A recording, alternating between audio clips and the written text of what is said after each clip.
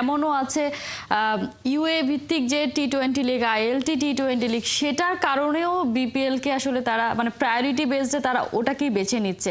এই জায়গাটায় কোথাও মনে হয় কিনা যে যেখানে আইপিএল এর পরে বিপিএলকে আমরা বলে থাকি বা সেটাই হওয়ার কথা, সেখান থেকে মাত্র কদিন হলো তারা এসছে, সেখান থেকে ক্রিকেটাররা বেছে নিচ্ছে আইএলটিকে। আমি যদি বলি যে কাইল মায়ার্স, তার শুরুর দিকে আমরা যতটুকু শুনেছি ড্রাফটের সময় যে তিনি আসলে ফুল টাইম সার্ভিস দেবে বিপিএল এ বরিশালের হয়ে, সেখান থেকে এখন আমরা শুনতে পাচ্ছি তিনি 4টা থেকে 5টা ম্যাচ খেলবে বরিশালের হয়ে, কারণ তিনি আইএলটিকে এর পরের সময়টাতে নিয়ে গিয়েছে।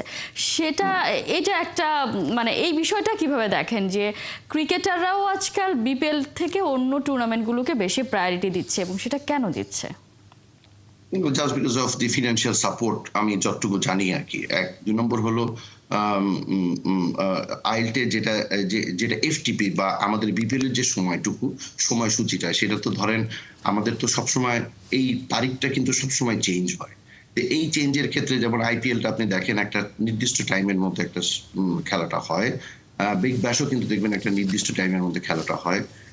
এই সময়টুকু যদি আমরা বিপিএলটা, যেহেতু আমরা এত লুক্রেটিভ, বড় বড় ফ্র্যাঞ্চাইজরা good of amount of money এখানে ইনভেস্ট করে, বোর্ড এটার উপরে অনেক বড় বেশি আপনার লুকিং ফরওয়ার্ড থাকে যে আরো বেশি কিভাবে উন্নতি করা যায়। আমরা টি-20 র্যাঙ্কিংটাকে মানে 9 থেকে আরো 7-8 বা 6-7 কিভাবে যাওয়া যায়, এটার জন্য কিন্তু আমাদের একটা ভালো নির্দিষ্ট তারিখ যদি করা হয়, তখন ওই সময়টা দেখবেন যে প্লেয়াররা বিপিএলটাকে আরো বেশি প্রাধান্য দিবে। প্রথমবার হয়তো 1-2টা এরকম গুড অ্যামাউন্ট অফ ক্রিকেটার হয়তো নাও আসতে পারে। যখন দেখবেন যে একটা সার্টেন পিরিয়ডের সময় যখন একটা খেলাটা হয়, তখন দেখবেন যে ওই ইন্টারেস্টটা তখন থাকবে। তাছাড়া আপনি যেটা বললেন যে আইপিএল এর পরে বিপিএল, আমি বলবো আইপিএল এর পরে বিগ ব্যাশ, দেন বিপিএল। সো বিপিএলটা যেভাবে আমরা জলুস শুরু করেছিলাম বা যেভাবে আমাদের একটা ছিল, তার থেকে কিন্তু আস্তে আস্তে অনেকটাই ডাউনগ্রেড হয়েছে পরের দিকে।